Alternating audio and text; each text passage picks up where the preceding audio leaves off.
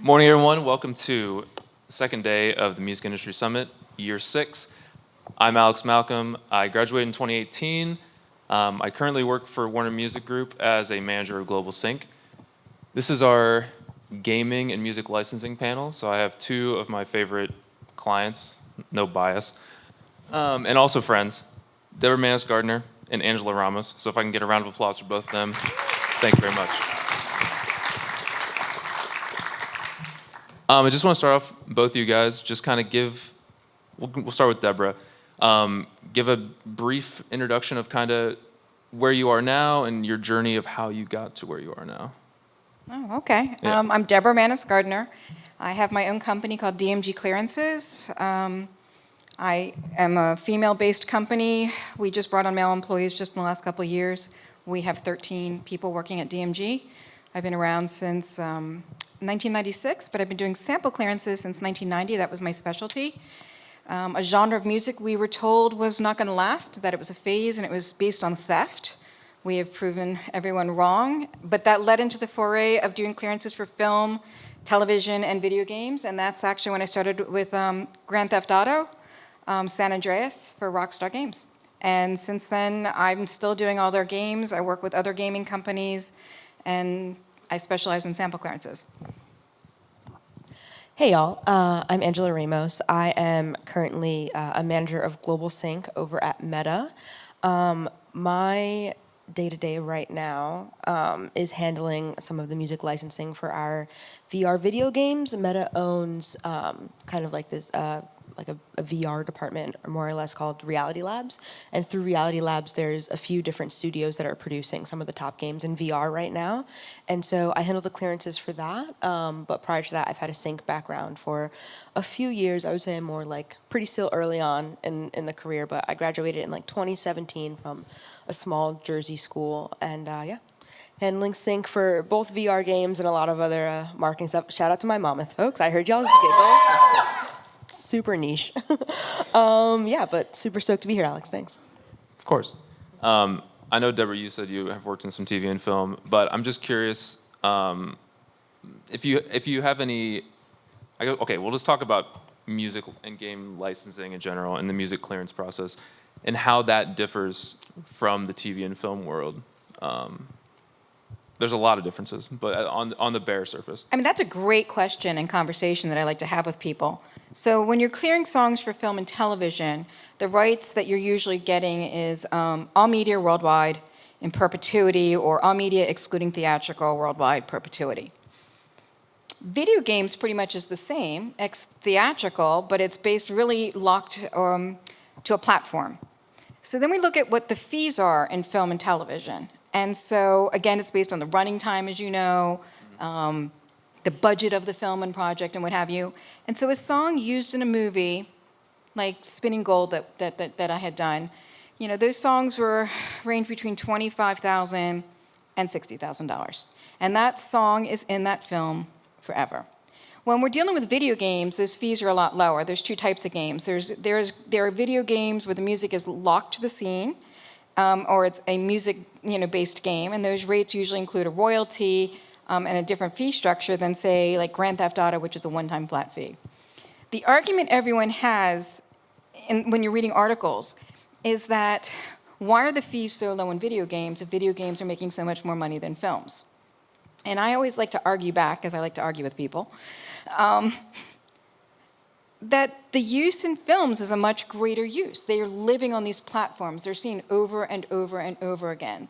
And so it should have a greater value. My games, my Grand Theft Auto game, when you're in a car and you're killing someone, you know, that one song might be on, but then you're at another scene killing someone else, and it's a different song, or what have you. And so I feel as though it shouldn't have that huge value or price that you have to pay in sync and television. And so that's an argument I like to use with people. That's fair. That is fair. Even if you guys are bumping your terms to perpetuity? Yes, because even though the term is perpetuity, again, that song is not locked to that scene over and over and over and over again. Although the games where the music is locked has a different value, and it's more royalty-based because of that. Yeah, so for instance, one of the games that I work on is Beat Saber, which if any of you have a VR headset, Beat Saber is, if not one of the top leading games in VR. And that's a game that, if you're not familiar with it, I always describe it as like Fruit Ninja meets Guitar Hero. So like you're wearing a headset and you have these like blocks coming at you and you're slashing these blocks to the beat of the music. And that is a game that like without the music and like particularly without that specific song in place, there is kind of like no game and stuff like that. So we work off of a bit of a different structure there. Beat Saber has either like entirely artist-led packs, like we've done Lizzo, Billie Eilish, Green Day, Panic at the Disco, The Weeknd. And then we also have more mixtape-based things. Like just literally yesterday, we released for the first time our hip-hop mixtape, and that features songs from like Snoop Dogg, Dr. Dre, Nicki Minaj, Pop Smoke, and those are features that like probably do have like bigger licenses, like bigger licensing fees, but then also they're royalty-based because this is all DLC or like downloadable content, and so as the user and the consumer, they're paying for the things. The rights holders on the back end are also going to get. They're also going to get that money back. I wanted to stay on Beat Saber for a little bit, Angela. Just because it is obviously a little different than what we were talking about with like a GTA or even like with the sport titles I deal with, which is like 2K and EA games. VR and with the royalty basis of everything, I wanted to know, and obviously it's an artist-centric thing, so you're dealing with artist packs directly. How does that process look? What's the timeline on adoption of the idea through the development with the game and syncing all the music up? What does that look like?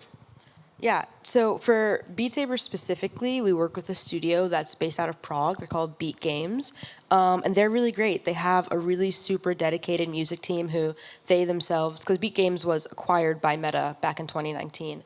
And so I am on the Meta side, and I don't technically work for the studio. I'm studio adjacent, as I like to say. And the studio has their relationships with artist managers, with labels, and things like that. And then I'm kind of like almost like the middleman, like the segue into licensing and things like that. So I think from ideation, it's like a team of folks who they are trying to think of what do we need in game, what's missing in terms of diversity and genre, what does the community want, the VR community, like although like VR may not seem like super mainstream at the moment, those who are into VR are like really, really into VR. And so the community is very strong, very vocal on X, in the comments, on like Instagram and Facebook and things like that. And so they are dedicated and they share their ideas and like we're looking, we're peeping. I'm under the, every time we announce something new is coming out or something was just released, I check the comments like, this is great, but would really love like this pack or that pack. And so like we're looking at that, we're bringing those ideas to the table. And so the Beat Saber team will go and they'll come to us with either like if they have a list of tracks in mind, that's great, or if they have an artist in mind that they don't have a contact. Meta thankfully has like some really amazing teams on label partnerships, pub partnerships, and artist partnerships. They're all three different teams that all have some really great relationships with those different companies. And so from there, then we handle sync like you would any other process, but we do, when it's artist-centered, we're definitely talking with management. I think ideally we love having an artist that wants to be involved, like maybe gaming is something that's like on brand for them. Like I think MXN Tune was here last year, I think, and like gaming is something that's like super on brand for her and stuff like that. And like, we've had these discussions before and things like that. And so versus when it's someone who's like maybe not as gaming centered or leaning, but we still really want to include them in game. We don't always like have management looped in because we know that when we go to clear with the label, they will obviously clear it with management. Sure. Now, Deborah, going back to what projects you work on, like a GTA, for example, sometimes there's a lot of crate digging involved there, a lot of crate digging involved. So that's a lot of chasing down publishers and everything. What's the timeline look like with that kind of game? Obviously, we're still years out and it's been in development for a while. But in theory, from clearance time to release, what does that look like?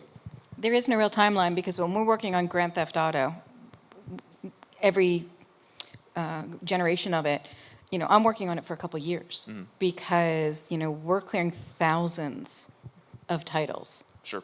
So I'm anticipating clearing 2,500 to 4,000 titles for this next game. I'm not saying we're going to use them all, but you need to do a wide net to make sure that you're going to have enough material. Yvonne, my client, likes to give me a lot of pressure and wants me to at least secure and get approvals, 11 to 20 approvals a week is what he expects of me. So that's what I expect of you. This is facts. Which, like, for the grand scope of licensing, is a lot. That is so many clearances within Yeah. 1 week. That's like actually insane. And what I try to explain to everyone, and what gets really difficult these days, more on the publishing side than the master side, is a lot of artists have sold off. It's called fractionalized publishing, where they've sold off a piece of their publishing. So I'm clearing a Rod Temperton song, one writer. Back in the day, it used to be one publisher. It used to be Alma Music Universal. Then it reverted, or it left and went to Warner Chappell, but Warner Chappell did not get 100% of it. Warner Chappell got a portion, Universal kept a portion, Anthem acquired a portion, and we're still missing 4%, and we've gone back to Mrs. Temperton to find out who did she sell it to. For one song, one writer, 4 publishers. So I always try to explain to the client, yeah, 20 songs a week. Okay, but do you realize how many people I need to go to? I'm not complaining. I'm not saying that's the way copyright's become, and I love that. It's the challenge of him saying I need 20 songs a week, or he changes the number every week on me. Because I'm away, he dropped it to 11 this week. Okay, fair. Now, Angela, I'm assuming you also see the same issues with licensing. But if you have had any hardships, feel free. This is a safe space. Oh, yeah. I mean, Deborah will talk so much about, like, her amazing work in hip-hop, and is truly, like, the goat of licensing with hip-hop and sample clearance and things like that. And I just had my first bit bout of that with the hip-hop mixtape that we did launch for Beat Saber. And it's hard. It's the most rejections that I've ever had from, like, writers who, they're not familiar with Beat Saber, like, working with, like, a company that's, like, very much in the public eye. A lot of people have opinions of said company, and they don't want their product associated with the company, which is their right to do. And so, yeah, it's definitely, it's been challenging. But yeah, there can be many, many writers on just one song. I think there's a New York Times piece. I think it's on Sicko Mode by Travis Scott, which, like, if I believe it has like 34 writers or something. Have you cleared Sicko Mode? No, I didn't work on that one. I've worked on ones with only 28 writers. But I mean, we were talking about this in the green room, and I think it's wonderful and excellent that there are so many writers, because it's our genre of music. It was hip-hop and rap that changed the whole outline of how publishing and writer split happened. Prior to hip-hop and rap, producers never got a piece of publishing or writer credit. Look at the Beatles. Look at the Rolling Stones. Look at all of that rock and roll music. Then jump ahead to the early 90s with hip-hop and rap and sampling, and it wasn't just the sampled copyright holders that were getting a piece of the writer share and publishing share, but it was the producers.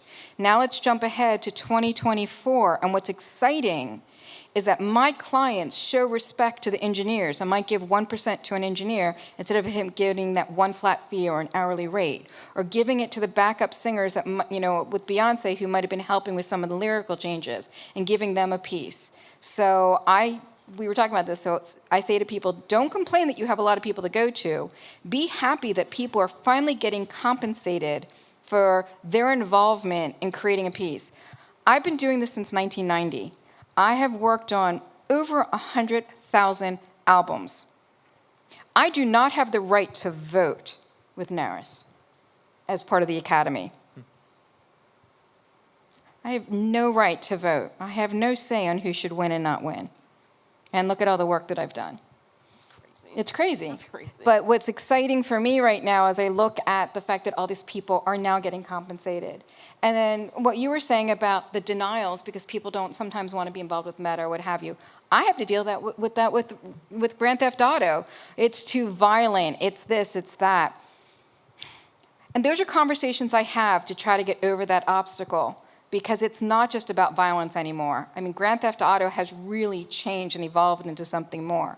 But we have to remember, as clearance people or people that are involved in placing music or clearing music, music is emotional. The people who created it and wrote it and recorded it, that's their baby, that's their art. They have the right to say how they want something to be used. It's not about money all the time. And I always have to remind clients and people, it's not that you're throwing a bag of money in front of someone, is it something that they're comfortable with and they want to be part of it. And it's my job as a clearance agent to get them excited and want to be part of a project. Yeah, I also agree with that. I mean, from the label side, we have so many artists, whether they had a story of, someone in their band, if someone in the band might have died of some sort of overdose or some sort of addiction, like if there's a scene that comes to them and there's a drug use in that scene and they deny it, like they have every right to do that. It's their project. They want to affiliate with things that they want to align with. And, good clearance teams and good projects understand that, but, it's the hard truth. You're not going to get everything. I want to pivot to UGC and creator content because this is obviously a huge thing for people playing the games, whether you're a YouTuber or Twitch live streams, all that kind of stuff. How pivotal is that to the projects that you guys work on? I mean, for me, it's required in all of my deals for Rockstar games that they must be included, and if they try to cross it out, then we just can't use their song, and that's what I have to explain to people. It's either you give it to us and you grant those rights, or we move on, even if we love the song. So we have those conversations. Again, it's an emotional thing. It's a conversation that you have. When UGC first started, that was we were talking about this during GTA 5, is when UGC content really changed, and we would call it UGC 1, UGC 2, UGC 3. It was kind of funny.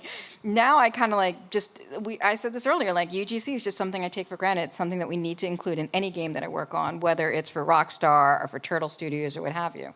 Same, and that's actually so funny. I remember those UGC1 contract, UGC2 contracts, and we were all just working off these broad definitions. I think one thing that's very exciting, just with working with new media and with gaming, that's like a bit outside of the traditional use of sync, which is like film and television, is that UGC. That was just like this conversation's only started within like the last 10 years, like when we have the Fortnites, we have the Roblox, we have the Grand Theft Autos and whatnot, and that's a really exciting, with basically new rights. And Deborah, I believe you're on a committee, right? That's talks about essentially how are we moving about with licensing in the metaverse and with Web3, and these are conversations that we didn't have to have even 4 or 5 years ago, but they're conversations that are very real and very relevant now. And Alex, I don't even remember your original question because you just got me thinking UGC, and I'm thinking metaverse and Web3, which is not what we're here we're for. happy to go on that hole too. Yeah, I mean, so we did. I was spitting this out in a private group that we're on Facebook, and I actually helped launch a group of people to start conversations. And then I flew out to LA, and we actually had a meeting in a closed room in a safe space with labels and publishers to be able to say how they felt versus say what their companies wanted them to say, which I thought was really important. We're still there. I think metaverse isn't as tricky as people made it out to be. Like when I did the Post Malone concert, it was just like clearing sync. It was not a big deal. But they still we call these the bastard children of the industry, like podcaster bastard clearances. Audiobooks are bastard clearances. But I think the next topic, and we're kind of waiting on government regulations, is going to be AI. Not to throw that in your lap. I have no comment. Yeah, I don't want to go down there yet. The metaverse stuff's very interesting though because we see that all the time.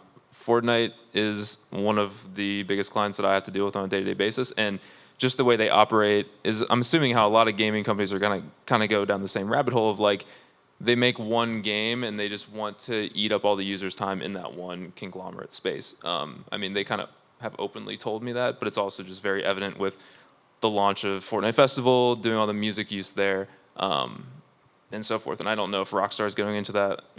You don't have to tell me, obviously. But yeah, it's huge. Metaverse stuff's huge. Yeah, we were talking about UGC content creators. And I wanted to talk about how you guys embrace, I guess it'd be more on the Beat Saber side, but how would you embrace influencers and stuff like that for campaigns? Yeah, for sure. So both with UGC and with an influencer campaign, there's a paid campaign with influencers where I think you might expect to see this more with like more traditional gaming, like outside of VR, like some of your favorite streamers on Twitch and things like that, and the ones who are like posting content onto YouTube. They also exist for VR, and it's like I said, it's a very prevalent and pretty strong community for those that are in it. And they have the influencers that are racking up like the millions and millions of views, and like, we have partnerships with them for almost like every Beat Saber release and things like that. And sometimes it's more of like a traditional paid media campaign in which you want to make sure that all of their content that they're producing, even though it is UGC and their generated content, because it's part of a paid media campaign, you also have to get that like clearance and that usage. It's kind of just like, it's an extra added step. It's a marketing step. Like I wouldn't, build a billboard and then like have like a photographer's photo on it and not pay that photographer for the billboard, because I'm paying for that billboard as well. Like they should also receive like a cut of that. Yeah. Okay. So I wanted to talk about sort of the current landscape in gaming and whether that excites you guys or whether it is terrifying to you guys. I'm super excited. I know. I love gaming. Yeah, video games is awesome. I think like with working in VR in particular, there's just like so many new avenues that people are exploring, and also some of like the really big like traditional companies that like have huge IP and like huge brands. They're also like building their own individual worlds in like in the VR space, and they're building like their own games and stuff like that. And so seeing all that like transfer over is cool, but then seeing all of the independent studios pop up, this is something that like obviously technology advances, and like every new generation has access to newer tools at an earlier age, and that's super exciting. And it's like seeing like really young studios that are like based out of Europe end up getting like, whether they get acquired or not, like if they get acquired, like great, that's like money in their pocket, like that's amazing for them. But it's the ones who are like independent and still making this amazing product that like people are like flocking to. Same thing with like indie music. Like it's like amazing now that like that there are tools available that like you can have a whole studio in your own bedroom in a way that you couldn't 20, 30 years ago. Right. And look at the music that we're getting from like, even Fish, like this is like my first song, and it's like a complete banger, and it like blows up and it's trending and things like that. That's amazing. And so seeing that in the gaming world, where like you don't need to mass produce disc anymore, like I'm not just throwing it in a PlayStation anymore. I can just like I can make it, I can distribute it, and then it can just be available for folks to download and to like that's awesome. And I'm really excited to see on a grander scheme of gaming and of music involving in gaming. I'm really excited to see where that goes.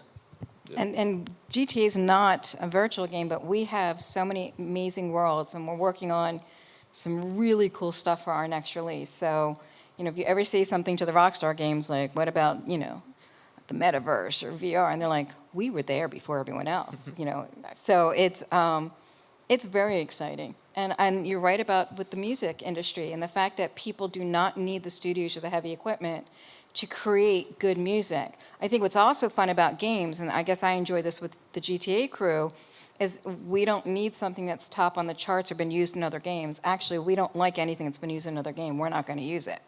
So we kind of go down a different path, which is fun. Yeah. Yeah, Angela, I liked the point you brought up about sort of the DLC component to things. It's really cool because obviously once a game comes out, it's really nice. You kind of see it nowadays of just that refreshing take that just kind of happens. Deborah, I want to talk to you on the GTA side because I know this has kind of been a thing you guys have done as well, the DLC. But what's how quickly can you update with something that's let's say it's a fresh track list or something like that? How quick can you actually make that stuff happen? Well, for Rockstar, the Dr. Dre one that we did in under 6 months. Whoa. And that was new stuff as well as licensed stuff. Yeah. So when I love those because I know it's got a beginning date and an end date, and they're like, Deborah, these are the songs we're going to add to it, but it needs to be done by this date. And so it's kind of like working on clearing samples for an album. You have an end date. Working on a new GTA game that's going to come out sometime next year, it doesn't give me a real timeline of knowing Is that an official timestamp? No. That's also public. News. That's public. I just said 2025. I didn't just give anything specific. Yeah. But I like those short packages. I think those packages are great. It keeps, if you look at GTA 5, how many years did we make that last by adding new music? Years and years and years. It's awesome. Yeah. Yeah, I will say we also recently started doing this with Beat Saber with these like pack refreshers, and one of the big ones that we did was actually it was with Warner. It was with the Linkin Park and Mike Shinoda. Yep. And that was really awesome. So Linkin Park has a music pack in Beat Saber that was been there I think for like 3-4 years already. And I think it was like someone else on your team had pitched us some new stuff coming from Linkin Park and from Mike Shinoda, and it was like perfect timing, and we were able on my end, we were able to keep the existing songs in game and then kind of add new songs, and including some solo stuff from Mike Shinoda. But that also meant for the users, we were adding brand new gaming features that weren't available when we first crafted like that original music pack, which has like, you know, each level, which is like differentiates with the different like what's called a mapping, just how like the blocks flying at you and the different in-game features. And so we were able to refresh it completely, which is great for the user because like if you already owned the pack, like you only had to pay for the new additional songs, you have to pay for the whole thing. It was like, you know, great for us because it was like another music pack that we could add and really get people excited for. And it was really great for the label because it was like brand new music that was coming out, and just as a whole it regains interest. Sure. As like with the pack that's like been 3 years old. I think the cool thing about working in VR and like as something that people are like, you know, every year more and more people are, you know, in VR, and they're getting, you know, whether it's like an Oculus or the Apple glasses or I think like Sony PSVR, whichever headset you're using, Beat Saber's available on all of them, and every year we're getting more new people, and they're going to the packs of their favorite artists. And so it's not necessarily they're going to like the newest of things. They're going to like oh my God, there's Imagine Dragons, and there's Lizzo, and then there's The Weeknd, and that's really cool to being able to refresh some of those older packs. But we still draw plenty of interest. It just like if the music is good and it works for the game, like the music is good. Hence why we also use like biggest hits Sure. in Beat Saber primarily. Can I ask her a question about that? Yeah, go for it. Have you ever discovered if it's affected the charting action of an artist on Billboard charts by adding these packs? Sometimes, yeah, absolutely, yeah. If I don't know like the exact like statistics of what it would be, but absolutely, or even things when like, you know, their name is in the media for some reason or whatever. Like if they're trending for whatever reason, like I think that happened with us with like the week that like The Weeknd had like a big like Halloween party that was like all over socials like that weekend. It like brought up his pack and just like things that refresh the artist just in and of itself, which is also, we like to work with artists that are, if we're releasing a pack, love it if it lines up with their pack release, with their album release. We actually did that with Billie Eilish's last album, which was in 2021, I believe. And we actually had to keep pushing back the release of the music pack to coincide with the release of the album, which I don't know why it was getting pushed back, but the album was getting pushed back. And so we couldn't release it, but when we did, it was just part of the label's marketing campaign at that point. And it's just like another avenue, you know, of interest and like being able to keep the name floating around everywhere. I think that's what makes it exciting. The fact that I know with GTA, it revitalized the life of some old material. Big And time. so that's what's really cool about gaming as well. Yeah. I mean, right on that topic, I have to talk about the trailer, obviously, with the Tom Petty use. Talk about, like, reinvigorating a song, especially a song that it's not a hit. It's a slightly deep catalog track. But talk about just, like, the excitement that goes behind that. Well, what's cool about, again, with GTA is we do a lot of trailers. We do trailers leading up to something. I mean, we did a trailer more than a year before the game's even going to come out to start hyping people up. And as you know, we've got several trailers lined up that we're going to just keep doing prior to the release, during the release, after the release to keep the motivation going. Sure. And so, and it's Yvonne. It's the same people who pick the music for the game really work on the trailers as well and come up with these ideas and fall in love with songs and make that happen. And Yeah. we made that happen pretty quickly. Yeah. And it gets a lot of press write-ups, but did you see like a lot of metrics on that song bump streaming-wise and stuff? I didn't pay attention to that. You didn't pay attention? Yeah. All right. Okay. Okay, cool. I have a lot on my plate right now. Yeah, that's very justified. I'm trying to think what else I want to go into. We'll go into. Well, first I wanted to say, questions we will be taking fairly soon. So if you have anything you want to send in, just send through the app. We'll touch base on that. I want to talk about sort of a difference between the like interactive media versus like a passive media. So obviously, the GTA uses of just a radio use, it's kind of more of a passive thing. VR is more of an interactive vibe. But do you see them sort of overlapping, or do you see that as, or do you have an argument to kind of make to one or the other? I'll go. I think it differentiates. Yeah. Absolutely. Like with a game like Beat Saber, where without the music and without the music, like what are you doing? And music is the whole purpose of like why you're there and why you're drawn and what's like driving the experience. I think that's really different than a passive one. Personally, there's another game that I'm working on from a different studio that it's not a radio. It's not like a radio function, but there is like a whole slew of songs. I think I've licensed probably around like 20, 30 songs for this one particular game, and they have like similar uses. Like whenever like we like dip into like cinematic mode or something like that, and that use is a lot different. It's kind of like, I don't know. I feel like it's like when you're thinking of it for like a movie or a TV show, like. If I was a supervisor and I'm pitching the song that's like for like the climax of the movie or something like that, that's a lot different than like just like some regular like B-roll, like waking up out of bed, like, you know, montage. Like that's different. It's kind of like what's going to be like getting like clipped and like put elsewhere, and like what's going to get people like super excited. So yeah, when I did Back for Blood, killing zombies, and I worked on it because I like zombies, I like the fact that there was music used in the game, and then there's music that was used in the bar with the jukebox, with the concept that you play the music to attract the zombie so you can kill the zombie. So it had a very different relationship than other music, and that was fun. Yeah. And we're starting another one of those. That sounds sick. I mean, no, from the label side, we've also had artists who, again, I think GTA really obviously set the bar for the radio gameplay structure that we have seen adopted into Fortnite and a bunch of other gameplay. Because when we, if we go out for an approval, there's a lot of artists that they want their music to be interacted with in a capacity of like a Beat Saber or a different VR game, versus just being like, hey, I don't want my song just playing in the background or something. They want something that's a new and reinvigorating experience. Again, if GTA comes calling, that's a different conversation. But I totally understand that argument as well. Of kind of, they want users to be actively engaged with their music versus just having it on in the background.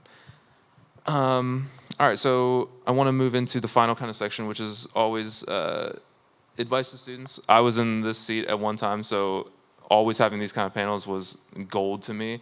How important are relationships for you guys? Whether it's an internal stuff with both of your companies and employees, and then also externally with stakeholders, publisher, rights holders, and stuff.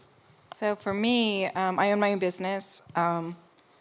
I established it in a way differently than the way most companies are, where I pay 100% of the health benefits to my employees, as well as 3% match in retirement. I treat my staff as the way I would want myself to be treated. And so my structure of my company is very different than most companies, because I feel as though if you take care of your staff or your team, I don't even call them staff, it's my team, then they will take care of me. I even went so far as being a business owner, sole owner, I actually got a life insurance policy. So if anything happens to me, my company and my team are taken care of. So the company can either continue or they can sell it off to the estate or what have you. When it comes to my relationships with copyright holders, I try to remind people that treat people with respect. So sometimes my staff would complain saying, I'm reaching out to so-and-so, but they're not responding. And I've sent 5 email follow-ups and they're not responding. And I said, well, then your 6th email should be, hey, are you okay? So this is how I talk to people. They're not just clients, they're not just copyright holders, but they're people that have stuff going on. I had hoped that COVID would open this up, the pandemic would open up the eyes to let people work from home, to treat people with respect. And they were doing that in the beginning, and now I think we've kind of gone back to our old ways, and I'm not going to allow that to happen with my team. But I always say, think about the individual that's on the receiving end of your email or phone call, because they're just like you, and they have problems at home or issues or health, just like you do. I love that. I love that so much. That's so vital and important. I think this is a good takeaway for like any portion of any industry, but like particularly with the music industry where there's a lot of ego involved and there's like a stereotype of being like, well, you know, if I'm good to them, they'll have to be good to me, and it's just like a favor for favor type of thing. Everyone's just people, and like there are people who have like their own families and their kids, and like sometimes like their pet passes away, and like they're not answering emails for the week, and like that's okay. At the end of it, like we all have a product that we're driving, and we all have like music that's really important to us, but nobody is like no one dies if like something doesn't get answered on time. And I think that's something that people really have to remember, like when thinking about that, is that like everyone's people. Everyone like hopefully like they have like their parents and their families and their lives, and they have a dinner to get to, or their girlfriend will get mad or things like that. And like that is okay. So treating people with respect, particularly like your partners and outside like that, and like just being like a real person, not being afraid to like hop on a call and like seeing their email and like seeing their phone number in the bottom of their email and hopping on a call just to make sure that like, be like, hey, like I just sent you an email, would love to follow up about this, let me know if you have time. Like even things like that go a really long way in this industry, and I think it's super important. On an internal basis, I actually have so many amazing internal teams that my job would be so much harder if it was without them. So we have, besides just all the different studios that I get to work with, that is such an honor to be able to like work with people who are like making like such crazy games, and like they have such great ideas and then they just go and do them. I'm like, I don't know how you built that, but that's amazing. Like that's so cool. And then I get to work with a variety of different partnerships team. Like Meta has an artist partnerships team, a publishing partnerships team, publishing BD, label BD, all these people that make like the wheels run. And then I have a finance team and a legal team that are so good, and they're so kind, and they are like, it's crazy. I always feel like I'm like working with some of like the smartest people in the industry that like all just happen to be here, and like it's such a privilege and an honor. And you know, we all have our own like shit going on at the end of the day, but we also have work, and we all want to do like make the best product available for our partners, for ourselves, and just for the community as a large.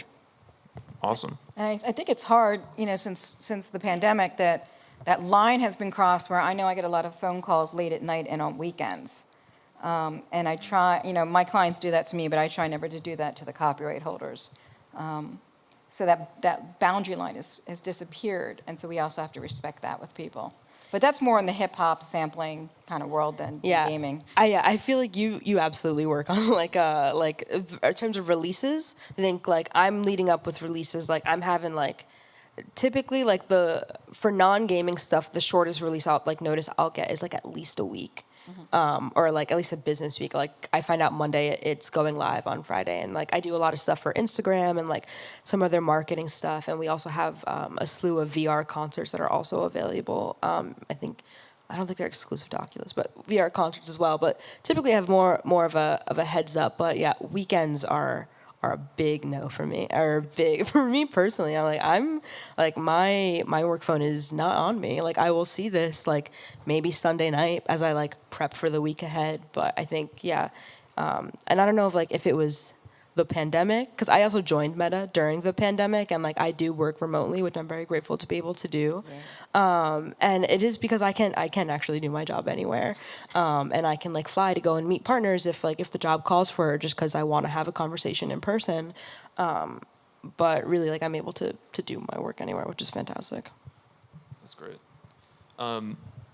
What advice would you give someone who kind of, whether they just want to get into music clearance, whether they want to get into the gaming side of things, what would be sort of like a stepping stone, or the process, I guess, you would suggest to them?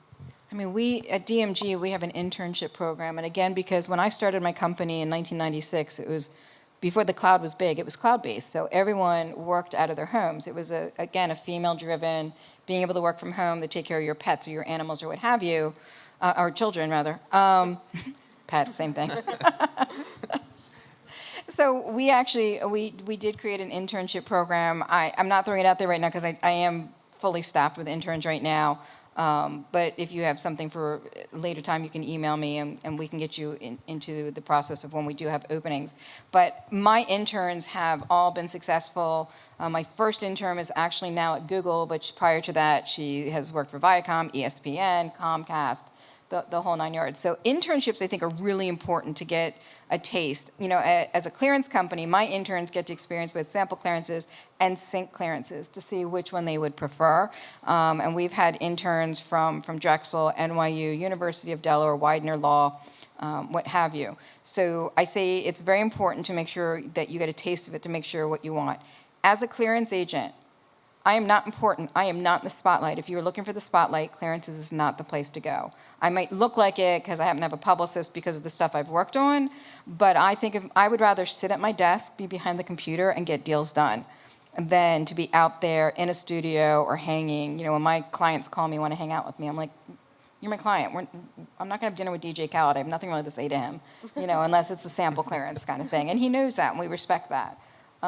But I'm really the internship kind of path. I don't know what you think. Yeah, so I graduated in 2017, and so which is like not that long ago. I'm not trying to age myself, but it's not that long ago. But I did do internships. My degree is also in radio. I do not work in radio, but I learned a lot from radio, and for me in particular. The music industry program that was offered at my school at the time had a curriculum that was more performance-based.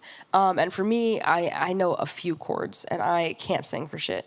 So that wasn't really the route for me. And so instead, I found that I really loved college radio. And I don't know about if anyone here does college radio, but shout out to those of you that do. And it was a really great experience. It's where I found my people in college. And then while I was in college, I did 3 internships.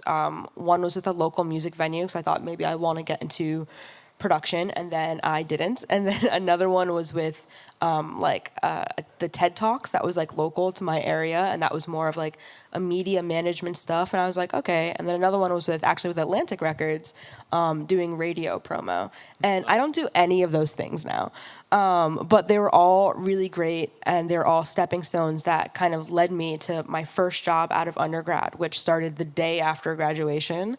There was no time off for me. I was like, I'm going to go to work. And that was working with an indie publisher called Missing Link Music. I don't know if you've ever worked. I know Missing Link. Yeah, they're based in Hoboken, New Jersey, just right near from where I'm from. And so I worked with them, and it was like me and like in a one room office in this one city in New Jersey. And it was like me and like 6 dudes. And my job, and I was there for less than a year, but my job was to learn as much as I could from all of them. And so there was one guy who handled the partnerships, like the pub. He was like the pub partnerships guy. Like he was the guy who was on the phone with the writers and trying to schmooze them and trying to get them signing into admin deals. There was another guy who was doing data, and there was like another guy who was doing research, and I learned all of that. I think my title was like data entry A&R creative representative or something like that. It was like, so but like I wasn't just like getting coffee or like getting these random dudes lunch. I was actually learning a lot, and I'm so grateful. I actually met a mentor there who he is now actually at TikTok, but he left from there, went to Spotify, and then went to TikTok. And he told me at the time something, and he's like, if there's one thing that you can like kind of take away from this experience, it's like find something that you like to do and become really, really good at it. And if you're trying to work for a company or something like that, like find what they're missing and become that. And like being able to be that source for things. And I know like internships are hard, particularly like unpaid internships, which I am I pay my interns. That's ridiculous. Right on. Right on. But for me, back in 2016, interning, like living in New Jersey and interning in New York City, I was paying $30 a day, like 3-4 times a week. And like, which like is a lot when I was doing that. And I was like, also, I was like working at a coffee shop, and I was an RA, and I like was still a full-time student and like had another job. And it was like, it is a lot. And sometimes it can put you in the hole, which sucks. And then you graduate at like 22, 23, and then you have like credit card debt. And you're just like, this was not like on top of your student loan debt, and it's hard. Yeah. And I definitely never want to minimize the struggle of trying to balance it all while in school, because it is really difficult. and it's hard. And so big fan of, I think you see a lot more paid internships now. I think, yeah, really good opportunities. I think one bit of advice that I would get is like something that I see now, which like I wasn't doing when I was in college, but it's like folks who are like about to graduate or like they've just graduated and just like reaching out to folks on LinkedIn at like different companies and different departments and like seeing like, hey, like I'm graduating from here, I'm really interested. Like I would really love like, you know, just to pick your mind on like a Zoom call for like 15, 30 minutes if you have the time. I take those like 95% of the time because you also never know who they're going to glow up to be in like 5 years from now because all of the industry is changing and they may have incredible ideas that they don't have just the confidence yet to produce or that they're in the works they're producing and you don't know. And so that's a big thing for me. It's, you know, it's being resourceful and like trying your best to make it all manage. Awesome. I totally agree with the LinkedIn thing as well. All right, does anyone have questions? Let's go. Yeah, front row. So you talked about syncing and licensing for music that's already written, trying to get it into the game. Does the process look anything different when it's something that is written specifically for a game? So like for example, I think C418, I don't remember who wrote the music for Minecraft. Like it was made for that. Or Andrew Carlo wrote the music for Outer Wilds. Does that process look different than something that's just written to be released? Oh yeah, it's actually very different. And so yeah, so syncing is like using like, you know, pre-recorded music and like literally syncing it up to a piece of media, whether it's TV, film, or video games. But for something that is like new, there's like several different avenues that you can do. Like one of them is like a work for hire, in which like the company like may know that that they're looking for a piece of media, and this works for everything, not just for gaming. And with that work for hire, they could either like, you know, they'll give someone like me a brief, a creative brief that's like, you know, we have this one scene in the game or we have this one scene in the movie and we're looking for a piece of music that like sounds like this. Like, can you go off and find me that? And then what I'll do is like, I will send that to the labels or I'll send this up. Or if it's something like, oh, like we really want to work with this artist in particular. Do you think this artist will go and make the song? And so we'll approach that artist. We'll approach their management team. We'll approach and then we'll talk to them like, what's your publishing look like? So like your publishing is like, you know, the stuff that you've written. Like, if you're signed to any of the major publishers, are they in charge of your everything new that you're writing, not exactly just like your existing catalog? And so yeah, it's a different process for sure. Great question, by the way. I totally forgot to put that in here, but thank you. Let's see. All right, this one I guess could kind of go to GTA just because I know it has shifted into putting some music into like narrative uses of music use and narrative sequences. How does that differ from kind of a different radio use or whatever? Yeah, unfortunately for GTA, we put it all in the same category because Yeah. we're securing rights that applies to different uses within the game. Sure. I can answer that from our side on the Warner side. I clear for every game across the board, so we don't necessarily treat it the same as like a film or TV use per se, but we'll usually ask for some sort of creative to see what it looks like in the edit, like you would do with a film use. I mean, if you want to kind of see for like a scene description of kind of where the music cuts in and out, if there's any audio editing to it, whether it's like adaptive sounds and so forth. But it kind of acts the same way as a TV or film use would work.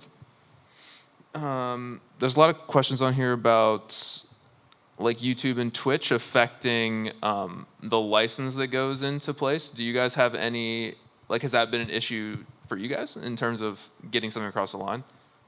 I've had some rights holders like cross out Twitch usage, and that's more so because of an issue that they don't have with me, but that they have with Twitch as a platform, which I've no comment on those. But yeah, so I think that's more so up to like, it's like the actual platform in and of itself, like kind of similar to like, you know, Universal and TikTok. Yeah. No comment. Absolutely no comment. I don't have a comment, but I have insight on it. So, I mean, you can talk to me off the chat. Let's see. Okay, this is interesting. GTA 6 had a premature trailer release date because of some possible leaks. Care to comment? Or does that put any added stress onto you guys, like once it kind of is at that release mark. We shrugged it off. Yeah. Yeah. I mean, we have a bigger end game. So, I Sure. mean, Rockstar has dealt with, and Take-Two, and I'm sure you we've all dealt with leaks. I mean, we deal with leaks with, when I'm working on albums with Beyonce and The Weeknd and Eminem. I mean, leaks is the biggest problem that we have in this industry. But the leaks don't ever come from the clearance side. The leaks don't really come from the company side. It usually comes from a studio of some kind. When I did Kendrick Lamar's album, Pimp a Butterfly, I had to use a laptop that had no internet on it out of concerns of leaks. But we are in a society with technology where leaks happen, and you just have to deal with it and move on. Yeah. It happens. Yeah. In terms of independent artists and people just trying to get their foot into the door, how do they go about possibly getting music into games? Do you guys have ways for submissions and so forth? I mean, when people come to me, because I also have a publishing company as well, and when someone's independent, I usually say you should look at using a third-party company that actually sits and pitches, because there are some phenomenal companies out there that pitch. When stuff does get to me, I do forward it on to my clients. I don't know if this really helps or not. I mean, Yvonne and Tony really have ideas on and Sam know what they want to do. Yeah, there's definitely, I mean, there are whole music teams involved. Like at Rockstar, like they have Yvonne and Tony, and for me, like with each of the individual studios, there are whole music teams involved who have like very strong opinions on music and what music is going to be in game in general. I'm always open to pitches, like myself, and I try to respond to all of the ones and just like at least thank them for submitting their stuff, because you don't know. Like I do video games, but then I also do like marketing for Instagram and things like that. And so I don't know if this one song that like a smaller indie label pitched to me, like someone else might want for like a larger campaign, Sure. and things like that. Yeah, and wrapping up from the label side, like we're dealing with obviously two major gaming IP companies between both Meta and Rockstar. There's so many developers out there around the globe that Facts. don't have a budget to pay for that AAA level of music, and sometimes they just don't even know how to get into the music licensing window in general. So obviously, just research just comes down to something. If there's a game you're into, you can literally look that developer up, try to hit them up. If you feel like your music fits in with what they have going on. But there's so many things out there. And there's a lot of games that are like a premature Beat Saber that, they want the big licensing music, whereas they kind of want to jump, they want to jump the line. Like Beat Saber started off, did you guys start off with production music at all? Like, No, so Yeah. so Beat Saber, the free content that is available on Beat Saber, it falls under like OSD, it's just like original soundtrack, and that's a lot of stuff that like the founders themselves were producing. Like there's the original one of the three original founders for Beat Saber is Yaroslav Beck, who is based in Prague, who is an incredible producer and DJ and like now philanthropist, like extraordinaire and like tech guru. He's awesome, and he like produced some of that stuff. And then we have some other stuff that we will do, like some of those work for hire agreements that we worked for that I mentioned. And there's stuff like that. So we didn't start off with some of the heavy hitters, but then our first major licensing deal was with, I think we did with Monster Cat, and then we have Imagine Dragons, which were both like Yeah. pre-acquisition. Yeah, and a lot of the games will start like that. They'll start off with they just want to prove their concept. So a lot of the times they're looking for someone who's rather independent or small, just to kind of prove like, hey, this is how our maps work, this is how the game operates, and we do have a fan base. So once it becomes legitimized, that's where you would come in with a bigger licensing for this kind of stuff. But those studios love independent stuff. Can I just jump in? Yeah. One bit of like, and I hate to call it just like advice, but like for lack of a better word, like advice that I could give to like anyone who, if they own like an indie label or a publisher or they themselves are a songwriter, make sure that you are signed up with your own PRO, which I'm sure that y'all have learned about this within like your music industry classes. I cannot stress enough how important it is that like if you have a piece of music that is out there that is discoverable and you want it discovered, make sure it is properly registered with your PRO, and then make sure that information on your PRO, ASCAP, BMI, what have you, make sure that the contact information that you have there is relevant. A lot of times, and I'm sure like like with Deborah, I know like you work with a lot of clients who, like when they want a song, they want a song. I have a like sometimes on my end they're like, we want one of these 10 songs, and if like I can't find information on the first 3, like I'm moving on, and like because I have to because there's a deadline, and yeah, I think it's make sure like an email address, like even if like if you yourself are a writer, like having a website or even on your Instagram, like having like an email address like in your bio, that's actually super super helpful from a sync and just music supervision, like in general, is make sure that like if I'm looking for you, I know where to find you, because sometimes like you didn't even pitch your stuff or you have no idea who I am when I reach out. Like I've had to find also I'm trying to find people through like Facebook, like my own personal yeah, Facebook. I mean, I through, like, stalk people. Twitter I'm like DMing like a writer. I think one of the best projects that I ever got to work on, excuse me, it's for a different studio. It's not for Beat Saber. That's producing another game, and they wanted stuff that was like a little bit older. It's a song that was like I've never heard of it. It's got like, oh my God, it's less than like 20,000 streams altogether. I don't know how the producer knows this track, found this track, or what have you, but someone else saw it, and they go, hey, like we really want this song. Can you find the guy? And I found him, and he was a grocery store owner in Tampa now, and I had to call the grocery store and be like, hey, can I talk to the owner so-and-so? I'm like, I work for Meta. That sounds fake. Yeah. That literally sounds fake, but it's very real, and I was able to talk, and he was the nicest guy. Those are the best stories, is when you find the people. Like, if I can't find someone, I'll look at their friends under Facebook, and I reach out to their friends.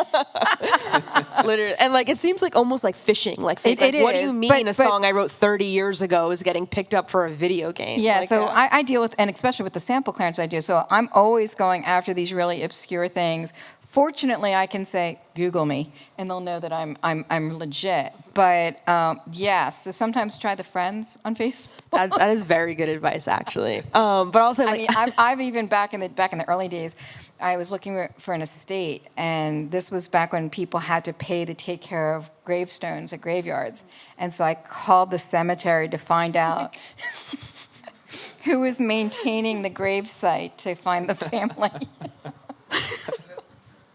you gotta do what you gotta do. Did it clear? Yes. There you go. On that note, amazing. hey, thank you, Deborah. Thank you, Angela. Round of applause, everyone. We got an amazing day here for day 2, so strap in. Hopefully catch you around, and we'll be out and around. So if you guys want to chat, just let us know. Thank you.